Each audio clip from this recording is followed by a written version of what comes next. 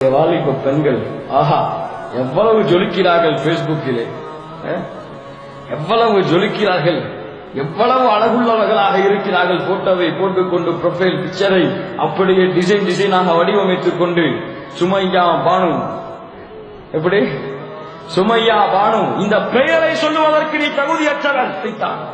ஏன் ஒரு காபிர் செய்ய வெட்கப்படக்கூடிய விஷயங்களை எல்லாம் ஒரு காபிர் தன்னுடைய புகைப்படத்தை மக்கள் பார்க்கக்கூடாது என்று பயப்பட்டு அதை மறைத்து வைத்திருக்கக்கூடிய விஷயத்தை எல்லாம் முகம்மது நபியின் வாரிசு என்று சொல்லக்கூடிய, பாத்திமாவிற்கு பிறந்தவர் என்று சொல்லக்கூடிய, சுமையாவின் வாரிசுகள் என்று சொல்லக்கூடிய இந்த சுமையா பாத்திமா போட்டு வச்சிருப்பாங்க ப்ரொஃபைல் பிக்சர். ஹராம், ஜினா. இது உன்னை பார்ப்பவர்களும் ஹராமிலே உட்படுத்தப்படுகிறார்கள். நீனும் அதை பார்க்க வைத்த குற்றத்திற்காக நாளை வறுமையிலே நிறுத்தப்படுவாய்.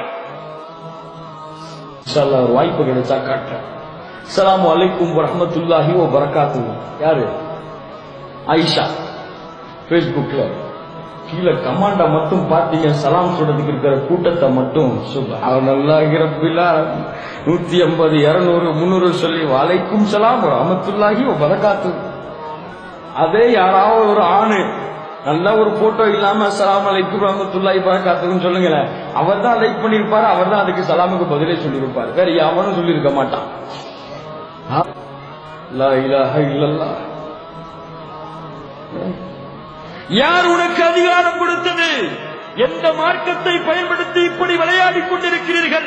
எந்த மார்க்கத்திலே ஹராம் என்று தடுக்கப்பட்டதோ அதை முஸ்லிம் என்ற பேர் தாங்கிகளாக வாழ்ந்து கொண்டிருக்க செய்து கொண்டிருந்தால் அதுவும்